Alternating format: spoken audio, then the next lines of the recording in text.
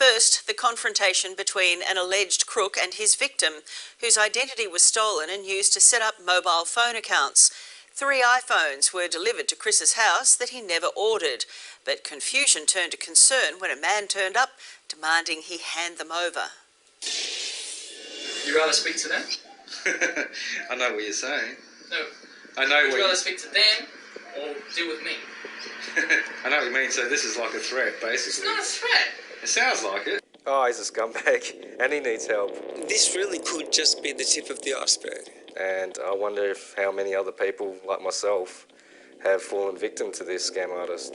When Chris applied for a part-time job online, he was hoping to maybe earn a little extra cash on the side. What he wasn't bargaining for was getting his identity stolen. Well, that's exactly what happened, and now he's been receiving phone bill after phone bill for an account he doesn't even have. And to make matters worse, he claims he's now being threatened by the scammer. I've been stressed. I have not slept properly. I've been worried about someone coming over to the house, breaking in, maybe hurting me or my partner. It's frightening to think how easily con men like this bloke are able to take advantage of hard-working Aussies. I am a good citizen, you know. I do the right thing. Never, ever been in trouble with the law or had any scams done to me in my life, and then all of a sudden I'm a victim of a scam, and it feels pretty bad, I'll tell you. Chris Morton had seen an ad online for a courier job. Looking for some part-time work over the Christmas break, he applied. He asked me for my ID, to send my driver's license and a Medicare card, so he could put me on the database. He didn't hear much else until a package arrived at his doorstep. It was addressed to him, so he opened it and found 3 iPhones in his name.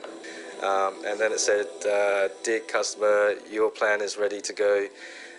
All you have to do is do it online to set up the next stage, and then put the SIM card in and you're ready to go."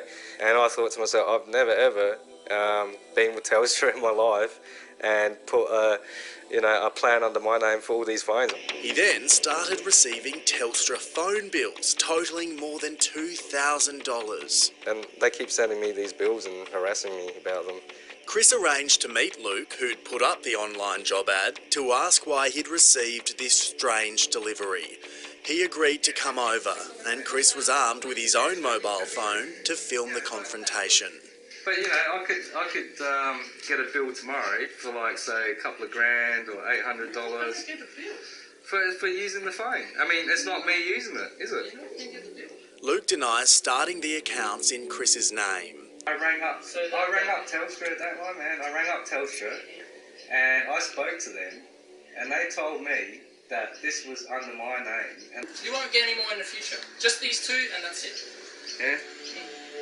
Well, how can I trust you about my address being on something else? Luke then appears to threaten Chris and his girlfriend. But if you find anyone coming this week that come and knock on your door, they'll probably be the people who'll say, they'll ask you the same question I asked, where's this package, where's the consignment number, etc. Yeah. Is that okay for you? Would you rather speak to them? I know what you're saying. No. I know. Would you rather speak to them or deal with me? I know what you mean, so this is like a threat, basically. It's not a threat. It sounds like it. It's not so much Chris's problem.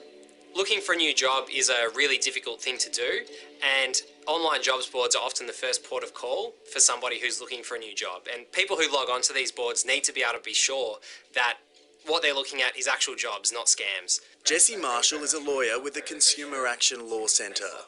So these online jobs boards, they're making money from every click from someone who goes onto them. They should be ensuring that the actual job ads on there are real job ads rather than scams. I would describe him as deceitful, just wants to, get money off people who are underprivileged, Cyber fraud expert Simon Smith has this advice. The best way to protect yourself is to ask questions, and lots of questions. I wouldn't be giving out my address to anybody. Chris says he's seen Luke advertising for other positions. And he's doing different things online. I've found another few adverts from Queensland, York Peninsula, and also now he claims to be a school teacher. wanting to tutor children. He's reported Luke to the police and says he'll be more careful with his personal details next time. I feel silly that I gave him my details in the first place. You know, it's a lesson learned. Telstra says it's investigating Chris's case.